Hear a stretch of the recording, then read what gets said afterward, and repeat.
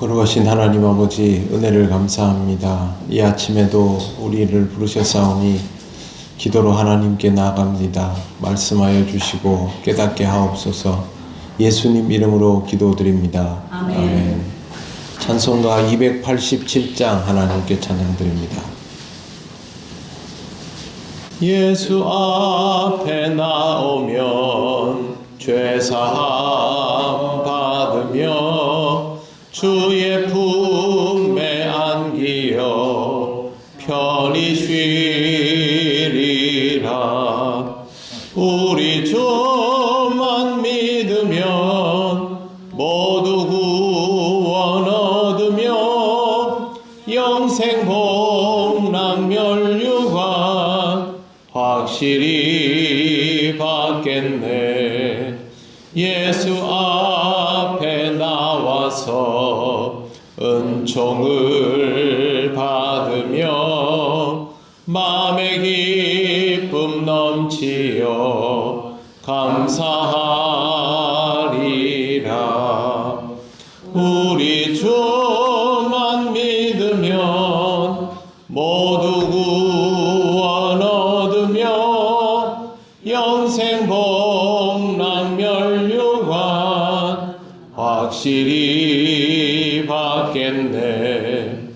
예수 앞에 설 때에 흰 옷을 입으며 밝고 빛난 내 집에 길이 살리라. 우리 주만 믿으면 모두 구원 얻으니 영생 복락 멸류관 확실히 받겠네. 하나님 말씀 사도행전 27장 33절부터 38절까지입니다. 한 절씩 교독하겠습니다.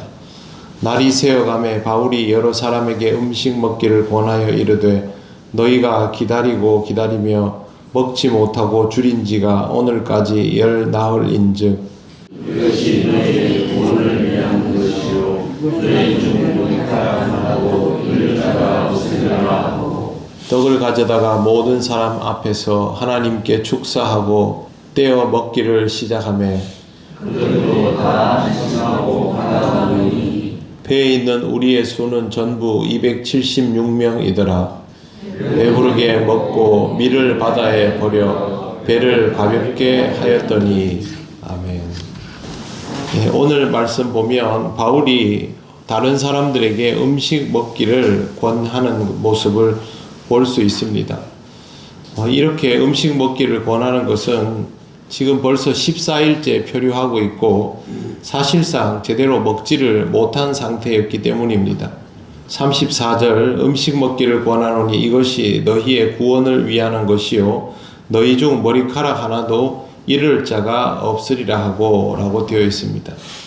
이 사람들이 하나도 상하지 않도록 하는 것이 바울이 지금 가지고 있는 사명입니다. 왜 그러냐면 하나님께서 이 사람들을 그대로 다 구원하실 것이다 라고 바울에게 메시지를 주셨기 때문에 그러면 자기가 이 사람들이 다른 일로 상하는 게 없도록 지켜내야 된다는 생각을 바울은 하고 있는 겁니다. 그래서 지금 그렇게 낙심하고 있지 말고 식사부터 합시다. 당신들 지금 2주째 아무것도 제대로 먹지도 못하고 겨우 목숨만 붙여가지고 지내고 있지 않았습니까? 이렇게 말을 하는 것이죠. 그리고 바울이 이런 말을 할 수 있게 된 것은 이 지금 배 안에서 바울의 존재감이 변했기 때문입니다. 사실 바울은 미결수 아닙니까?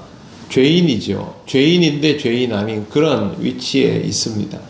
그런데 이 풍랑을 통하여 미결수고 뭐고 아무 의미가 없게 된 상황이 되었고 그저 살아남기 위한 생각뿐이고 그 중에 그 선원들은 심지어 그 구조선을 타고 도망갈 생각도 하지 않았습니까? 이런 상황이 되면 머릿속에 생존 외에는 아무것도 없게 되어버리는 것입니다. 그런데 여기서 바울의 영향력을 확실하게 확인할 수 있는 부분이 나옵니다. 35절을 보십시오. 떡을 가져다가 모든 사람 앞에서 하나님께 축사하고 떼어 먹기를 시작하매 라고 되어 있습니다.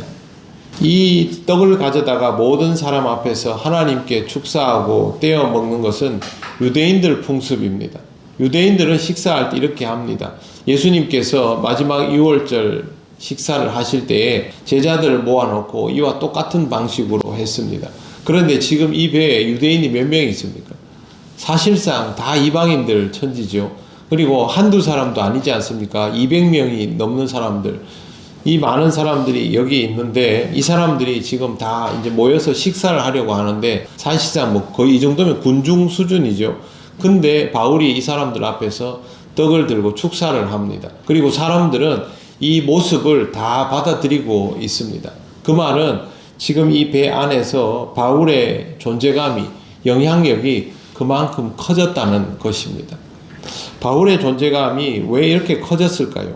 상황은 최악이지만 최악의 상황 속에서 바울의 진가가 점점 드러나면서 환난을 겪는 이 공동체 안에서 사실상 가장 중심적인 인물이 바울이 된 것입니다. 그렇다고 해서 지금 바울이 그동안 뭔가 대단한 걸 한 것은 하나도 없습니다. 바울이 무슨 풍랑을 잔잔케 했습니까? 탈출할 수 있는 길을 찾아냈습니까? 탈출할 수 있는 방법을 찾아냈습니까? 아무것도 없습니다.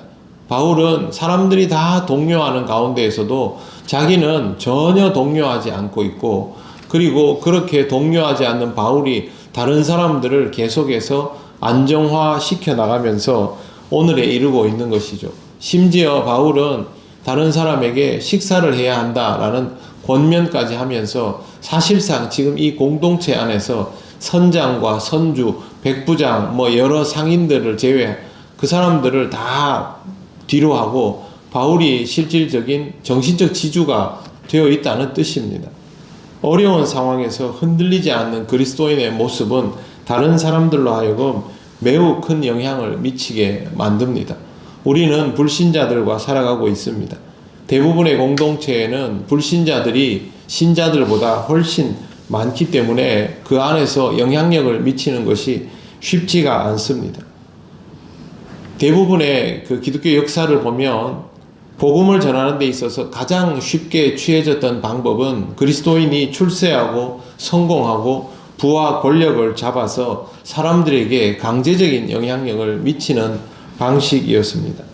그래서 교회가 힘을 키우고 교회 공동체, 교회 연합이 힘을 키워서 지역사회에 영향력을 행사하고 더 나아가서 그 지역을 성시화라고 부르죠. 기독교화해 나가고 기독교 국가를 만들고 그게 꿈이었습니다. 그러다가 교황이 탄생하게 되고 교황의 힘이 황제의 힘을 넘어서게 되면서 황제보다 더 권력을 가진 교황이 나오기까지 합니다. 서양 사람들은 식민지를 정복하면서도 식민지 사람들에게 복음을 전하는 것을 잊지 않았습니다. 그리고 복음의 확장을 위해서 노력했지요. 하지만 결과물이 어떻습니까? 그렇게 식민지화 되었던 지역 중에 복음이 건강하게 자리 잡은 지역을 찾아보기가 어렵습니다. 다들 그 복음의 그 원형이 아니라 뭔가 좀 변형된 형태로 복음이 자리 잡아져 있습니다. 가톨릭도 똑같습니다.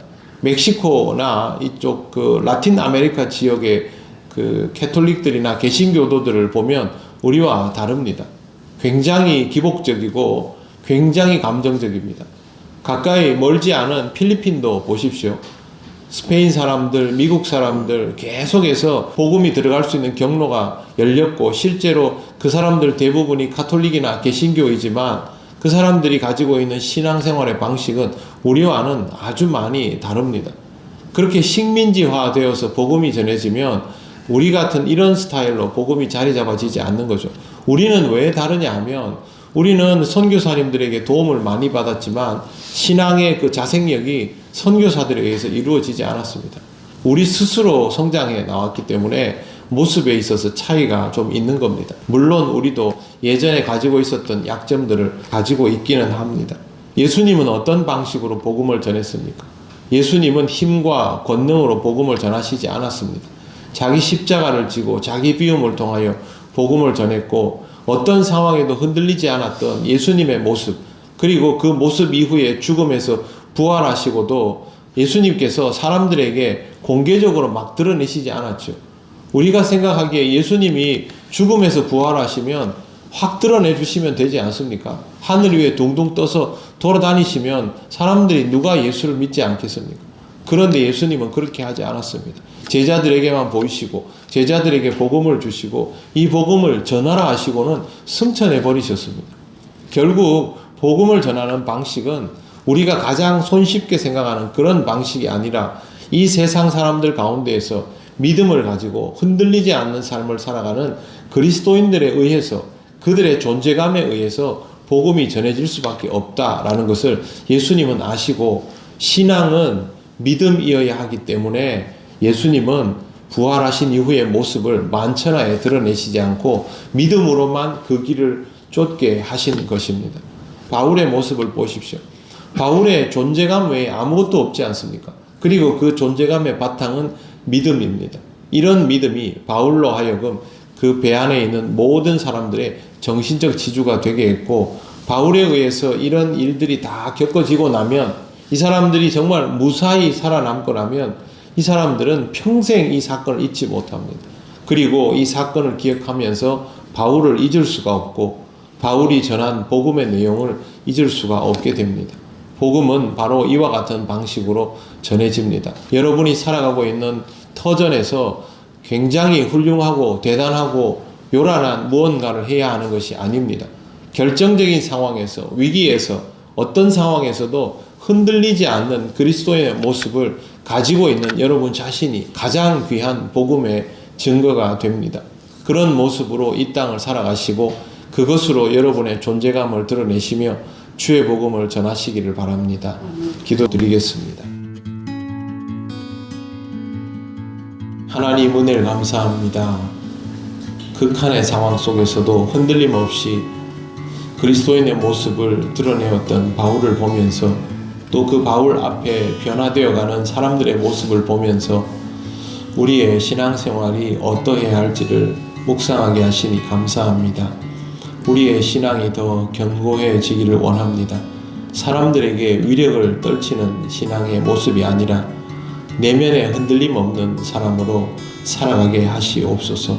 사람들이 흔들려 할 때 그들을 잡아줄 수 있는 사람들이 우리들이기를 원하며, 이런 우리의 모습이 주의 복음을 전할 수 있는 계기가 되기를 원합니다.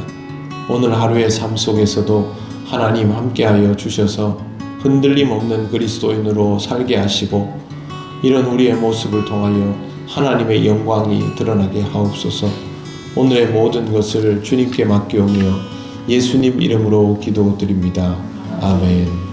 하늘에 계신 우리 아버지, 아버지의 이름을 거룩하게 하시며 아버지의 나라가 오게 하시며 아버지의 뜻이 하늘에서와 같이 땅에서도 이루어지게 하소서. 오늘 우리에게 일용할 양식을 주시고 우리가 우리에게 잘못한 사람을 용서하여 준 것 같이 우리 죄를 용서하여 주시고 우리를 시험에 빠지지 않게 하시고 악에서 구하소서. 나라와 권능과 영광이 영원히 아버지의 것입니다. 아멘.